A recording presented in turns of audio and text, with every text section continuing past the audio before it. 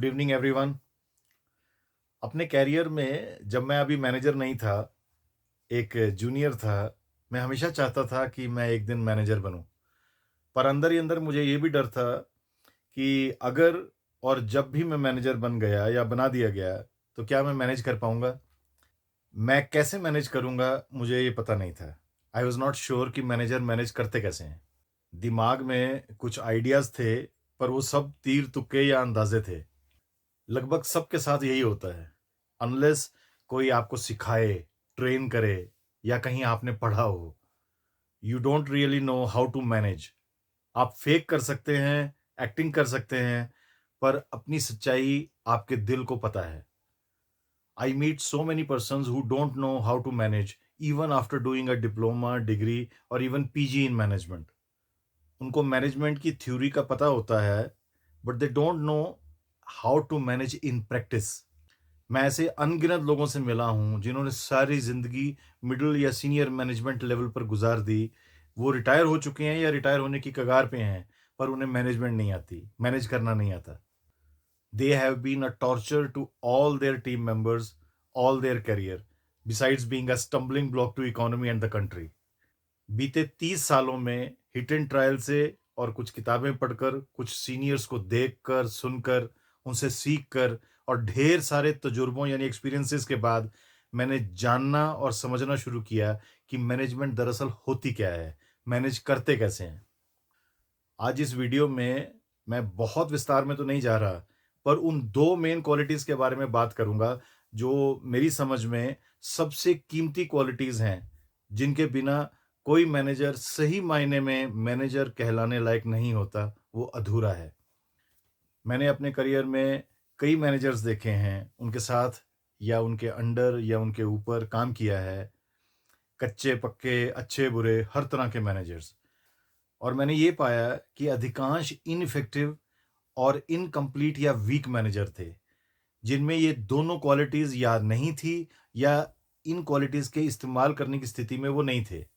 ये 2 क्वालिटीज़ हैं, पहली डिसीज़न्स लेने की काबिलियत और दूसरी सॉल्यूशंस देने या निकालने या निकलवाने की काबिलियत।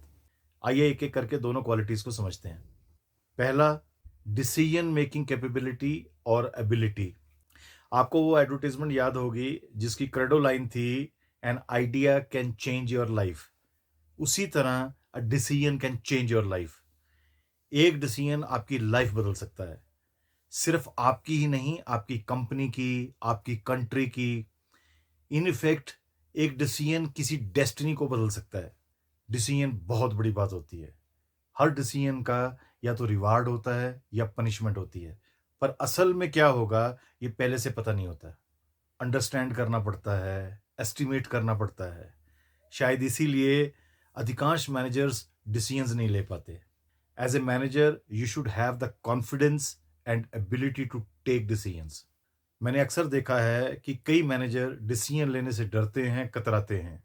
वो ये एक्सपेक्ट करते हैं कि डिसीजन कोई और ले ले और वो बस उसे इम्प्लीमेंट करवा दें।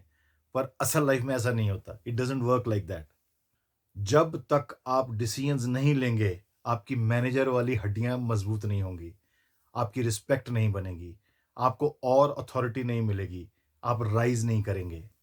डिसीजंस के लिए आपको प्रैक्टिस चाहिए, तजुर्बा यानी एक्सपीरियंस चाहिए, उस फील्ड की नॉलेज चाहिए। And last but not the least, हौसला यानी करेज चाहिए डिसीजंस लेने का।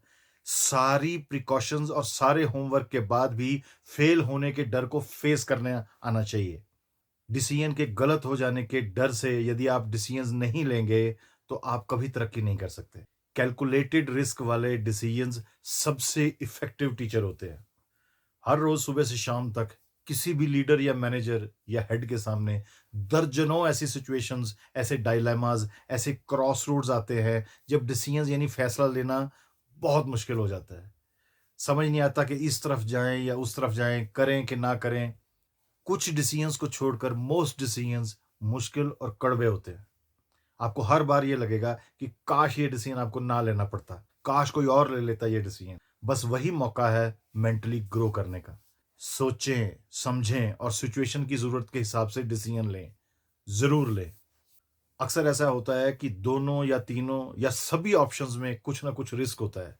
कोई भी ऑप्शन कई बार देखने में पूरी तरह से रिस्क फ्री नहीं होती।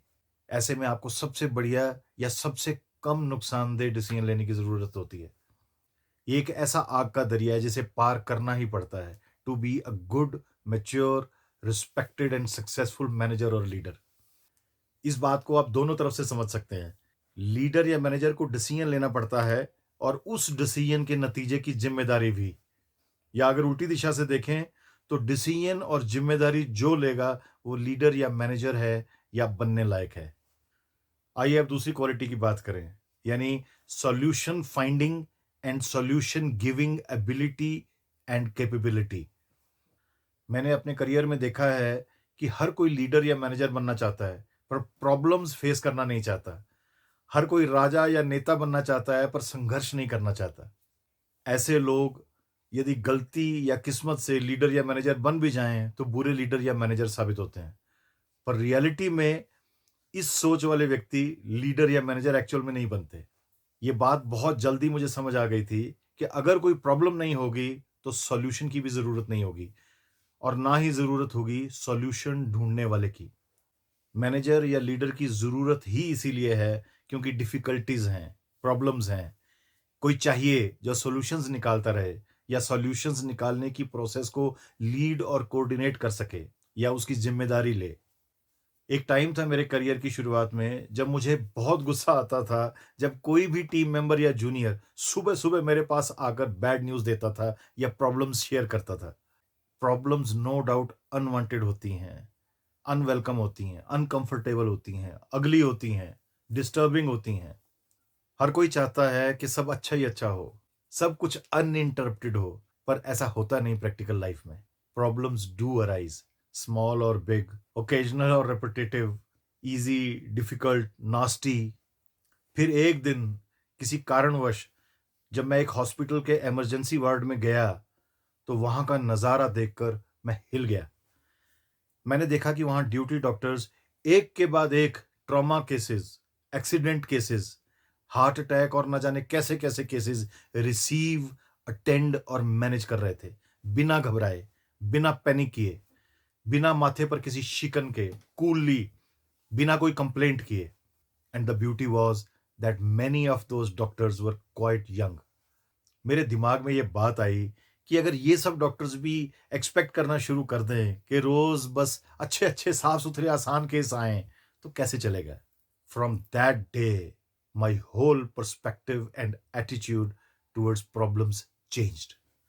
Overnight, I felt that I could be a good manager or leader just by learning from those doctors. उस दिन के बाद मैंने प्रॉब्लम से चिढ़ना, बचना या छिपना बंद कर दिया है।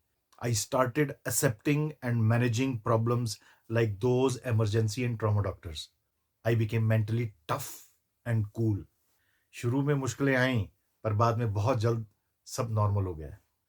That is what typically happens once you are determined. You start going up, you become strong, you become happy in difficulties.